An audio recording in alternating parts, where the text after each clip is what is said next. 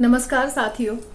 उम्मीद है आप सब सकुशल होंगे, मंगलमय होंगे, ईश्वर की कृपा का आनंद ले रहे होंगे। आज मैं कोई कहानी या कविता लेकर नहीं आई हूँ। आज मैं बात करूंगी अग्निपथ और अग्निवीरों पर, क्योंकि बहुत दिनों से दिमाग में कुछ सवालों ने खलबली मचा रखी थी। मेरा अनुरोध है आप सबसे कि आज ये वीडियो मेरा आखिर तक आप जरूर सुनिएगा, और अगर मेरा विमर्श आपको पसंद आए तो लाइक कीजिएगा और लोगों के साथ भी शेयर कीजिएगा। दिनों दिन जो सड़कों पर भीड़ उतरी हुई है, मैं परेशान हूं ये देखकर कि हमारे देश के नौजवान क्या अपनी बुद्धि से काम नहीं लेते? क्यों वो एक प्रायोजित भीड़ में तब्दील होते जा रहे हैं? सबसे बड़ा कारण बेरोजगारी ही है। रोजगार है नहीं, और इतने पैसे नहीं कि अपना व्यवसाय शुरू कर सकें, इतनी पेशेंस भी नहीं कि पहले थोड़े से अपना शुरू करें और फिर बड़े तक पहुंच जाएं। ऐसे में हमारे प्रधानमंत्री जी योजना लेकर आए अग्निपथ, और अग्निवीरों को आमंत्रित किया।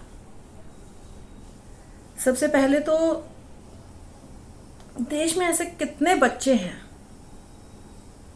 जो पढ़ने के नाम पर अपना खर्चा खुद उठाते हैं। मुझे नहीं लगता 0% मिलेगा इसका जवाब। और ये योजना कुछ ऐसी ही है। मुझे बहुत अच्छी लगी और इसके लिए साधुवाद हमारे प्रधानमंत्री जी को। 18 से 21 साल की उम्र जो होती है वो बच्चों के बिगड़ने की उम्र होती है। 12वीं पास करते ही 3 साल के लिए वो BA BCom वगैरह करने के लिए कॉलेज में जाते हैं। वहाँ जैसी संगत बनती है, जिस हिसाब का माहौल मिलता है, वो उसमें ढलते चले जाते हैं। 21-22 साल तक आके फिर रोजगार की तलाश शुरू होती है, या फिर उच्च शिक्षा के लिए वो प्रयत्न करते हैं। उच्च शिक्षा के लिए प्रयत्न करते हैं तो वो कोचिंग सेंटर पर डिपेंडेंट हो जाते हैं। वहाँ की मोटी फीस के लिए फिर वो अपने पिता से पैसे के लिए दबाव बनाते हैं। ऐसे में अगर वो अग्निवीर बने तो इसमें नुकसान ही क्या है? 18 साल से 22 साल की उम्र में 4 साल वो अनुशासित जीवन जिएंगे, ट्रेनिंग से निकलेंगे, एक सर्टिफिकेट उनके हाथ में होगा, निकलने के बाद एक फिक्स अमाउंट उनके हाथ में होगा। कम से कम 4 साल की ट्रेनिंग में उनको इतनी समझ आएगी कि वो आगे अपना भविष्य कैसे बना सकते हैं, व्यवसाय करना है या नौकरी करनी है। जिनके पास अग्निवीर सर्टिफिकेट होगा, जो प्राइवेट क्षेत्र है, वहां पर उनको प्राथमिकताएं दी जाएंगी। उसके बावजूद भी इतने फसाद सड़कों पर। आज का युवा लालची बहुत है, थोड़े समय में बहुत ज्यादा पाना चाहता है, और जिनके पास रोजगार नहीं है वो फिर ये थोड़े से लालच में प्रायोजित भीड़ का हिस्सा बन जाते हैं, पुलिस के डंडे भी खाते हैं। मुफ्त में तो देखो कोई नहीं निकलेगा सड़कों पर। आप भी जानते हैं, मैं भी जानती हूँ, हर कोई जानता है कि बाहर निकलने पर, इस तरह भीड़ का हिस्सा बनने पर, पथराव का हिस्सा बनने पर उन्हें कुछ ना कुछ तो उन्हें मॉनेटरी हेल्प मिल रही है, तभी वो इस पथराव का हिस्सा बन रहे हैं, इस भीड़ का, उपद्रवी भीड़ का हिस्सा बन रहे हैं। 4 साल कठोर ट्रेनिंग में रहने के बाद कम से कम वो हमारे देश की राष्ट्रीय संपत्ति की कीमत जान जाएंगे। जब वो बाहर निकल कर आएंगे, एक अनुशासित नागरिक रहेंगे। देश की संपत्ति को सड़कों पर यूं फूका नहीं जाएगा। फिर मुझे लगता है कि आप भी समझ रहे हैं मैं जो कहना चाह रही हूं।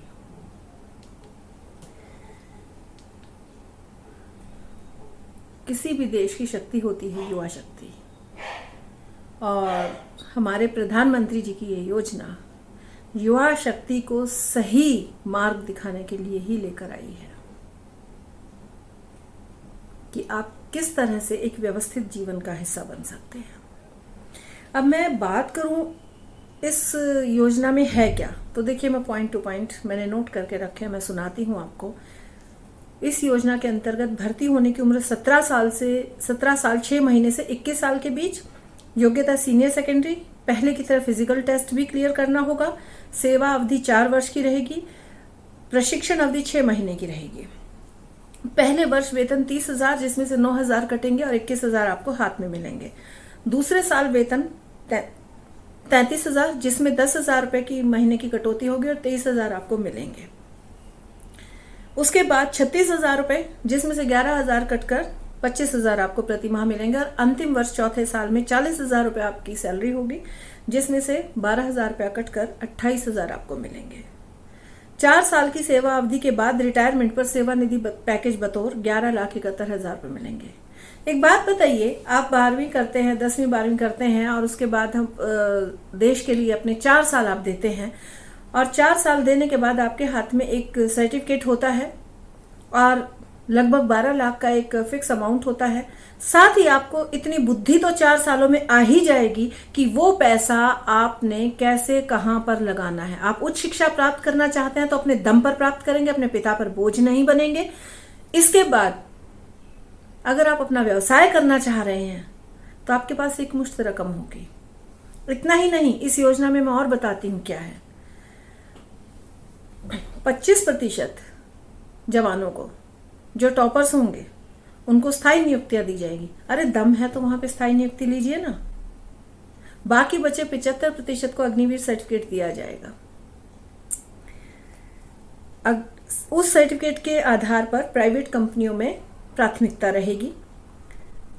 खुद का व्यवसाय करने के लिए एक मुश्त रकम तो आपको मिलेगी ही मिलेगी, साथ में मिनिमम ब्याज दर पर नॉन सिक्योर लोन भी दिया जाएगा। तीनों सेनाओं में प्रतिवर्ष 50,000 जवानों की भर्ती की जाएगी। 22-23 वर्ष से तो बेरोजगार रोजगार के लिए अप्लाई करना शुरू करते हैं और आप उस वक्त अपने देश को 4 साल देकर सम्मान सहित घर पर लौट रहे होंगे, एक रकम के साथ और स्वाभिमान के साथ, अनुशासित आदतों के साथ। गलत संगत से बचेंगे। जो समय आपके बिगड़ने का है वो देश सेवा में जाएगा। और सेवा एक ऐसा शब्द है जिसके लिए किया गया कोई भी काम व्यर्थ नहीं जाता। अगर आप देश को अपने 4 साल देंगे तो बदले में देश आपको बहुत कुछ देगा। यकीन नहीं तो आजमा कर देख लीजिए। और फिर कोई मजबूरी थोड़ी है, आपकी इच्छा पर निर्भर है। आप चाहें तो भर्ती हुई, नहीं चाहते तो घर से कोई बांध कर लेकर नहीं जा रहा आपको कि नहीं आपको तो 4 साल सेना में भर्ती होना ही होगा। ये आपकी इच्छा पर है। और जब आपकी इच्छा पर है तो ये विरोध किस लिए, क्यों सड़कों पर इतने दंगे? चलिए ये तो बात करते हैं अपने देश की। यहाँ पर मोदी जी ने आपके लिए एक ऑप्शन छोड़ा है कि आपकी इच्छा है तो अग्निवीर बनिए, नहीं है तो नहीं बनिए। मैं कुछ विदेशों की बात आपको बताना चाहूंगी। 3 शब्द हैं, टूर ऑफ ड्यूटी। क्या अर्थ है, क्या मतलब है इन शब्दों का? टूर ऑफ ड्यूटी द्वितीय विश्व युद्ध के दौरान तब शुरू हुई जब ब्रिटेन में पायलट की कमी हो गई थी। ध्यान से सुनिएगा। इसके बाद ब्रिटिश सरकार ने युवाओं को एक निश्चित अवधि के लिए वायुसेना में भर्ती करना आरंभ किया। उस वक्त नौकरी के लिए शर्त रखी गई थी कि 2 सालों में कम से कम 200 घंटे उनको उड़ान की ड्यूटी देनी पड़ेगी। ये योजना बेहद सफल रही। इसकी सफलता को देखते हुए कई अन्य देशों ने भी टूर ऑफ ड्यूटी को अपनाया। इस योजना का उद्देश्य अधिकाधिक संख्या में युवाओं को सेना की ट्रेनिंग देना है ताकि जरूरत पड़ने पर वो देश की सेवा कर सकें। दुनिया के 30 से अधिक देशों में टूर ऑफ ड्यूटी का नियम है जो किसी न किसी रूप में लागू है। ये कुछ महीने से लेकर कुछ सालों तक हो सकती है। वहीं कम से कम 10 देश ऐसे हैं जहां पुरुष और स्त्री दोनों को सेना में अनिवार्य रूप से सेवा देनी पड़ती है। इन देशों में चीन, Israel, Ukraine, Norway, Sweden, Morocco, उत्तर Korea, Cape Verde, George, Eritrea आदि देश शामिल हैं। आपकी मजबूरी तो नहीं है यहाँ पर। ये देश तो ऐसे हैं जिन्होंने पुरुषों को तो छोड़ो, महिलाओं के लिए भी चॉइस नहीं छोड़ी है। उनको भी देश के लिए सेवा देनी ही देनी होगी। और अनिवार्य सेवा किस देश में कितनी है ये भी मैं आपको बता देती हूँ। रूस में 1 साल, फ्रांस में 1 महीना 16 से 18 साल की उम्र के बच्चे के लिए है ये। और ब्राजील में 9 से 12 महीने, इसे 7 साल तक बढ़ाया जा सकता है। ग्रीस में 1 साल, कतर से 4 से 12 महीने, ताइवान में 4 महीने, तुर्की में 6 से 12 महीने, स्वीडन में 9 से 11 महीने, Bolivia, Colombia, Estonia, Kazakhstan, Kyrgyzstan, Tunisia, Uzbekistan, Maldives, Mongolia, Morocco, Algeria, Bolivia, Guatemala 1 से 2 साल और पैराग्वे में तो 1 साल आर्मी और 2 साल नेवी में सेवा देना कंपलसरी है। आपने नोटिस किया विदेशों में कहीं भी सड़कों पर इधर उधर गंद नहीं फैला मिलता, ये हमारे भारत में ही मिलता है। कारण वहां का प्रत्येक नागरिक एक सैनिक है, क्योंकि वहां पर सैन्य प्रशिक्षण कंपलसरी है, अनिवार्य है। आपको देश के लिए अपनी जिंदगी का 1 साल कम से कम देना ही होगा।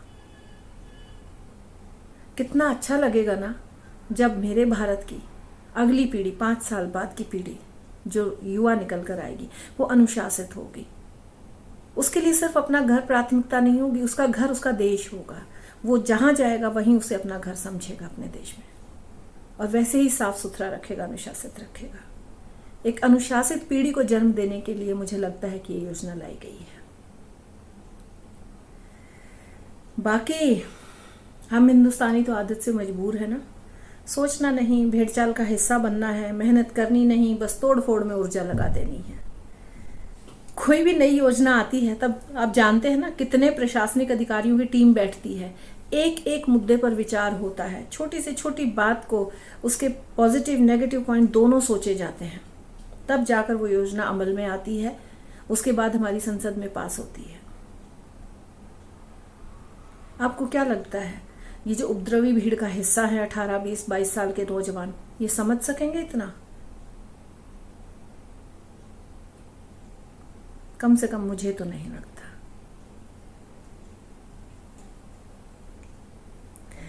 और बेरोजगारी का समाधान तो है ही ना। हमारे देश में सबसे अधिक बेरोजगारी है, ये उसका तोड़ है कि जो 4 साल बच्चों के बिगड़ने में जाते हैं उनको एक अनुशासित जिंदगी जीने का अवसर दिया है। एक चीज और बताती हूं कि केंद्र सरकार की अग्निवीर योजना से सशस्त्र बलों की ताकत में बहुत बड़ा इजाफा होगा। कोरोना के कारण पिछले 2 सालों से भर्तियां रुकी हुई थी, बहुत सारे पद खाली हुए थे, उन्हें आसानी से भरा जा सकेगा। सबसे खास बात है कि अल्पावधि के लिए अग्निवीर भर्ती करके ये आंका जा सकेगा कि इनमें कौन बेहतर है, उसे परमानेंट कर दिया जाएगा। इससे सशस्त्र बलों को ताकत मिलेगी, साथ ही अगर आप में क्षमता है तो आप स्थायी भी हो सकते हैं। सशस्त्र बलों को तो ताकत मिलेगी ही, साथ में तकनीकी में दक्ष युवा भी मिलेंगे, और रक्षा क्षेत्र में मजबूत माने जाने वाले इजराइल ने जब ये अपना लिया तो हमारे लिए कोई ज्यादा बड़ी बात है क्या? अब भारत भी इस सूची में शामिल होने जा रहा है अग्निपथ परियोजना को लेकर, और मेरा पूर्ण मत इस योजना के साथ है। I stand with Agniveer and Agnipath, और मुझे उम्मीद है मेरी बात को आप सभी समझेंगे और कम से कम अपने आसपास, अपने घरों में पनप रहे इन नौजवानों को भटकने से बचाएंगे इस योजना की सही सही जानकारी देकर। कम से कम उन्हें उपद्रवी भीड़ का हिस्सा नहीं बनने देंगे। बहुत बहुत धन्यवाद वीडियो को अंत तक देखने के लिए, और मुझे यकीन है कि आप सब इसे शेयर भी करेंगे और लाइक भी करेंगे। विनय दिल से बस यूं ही शुक्रिया।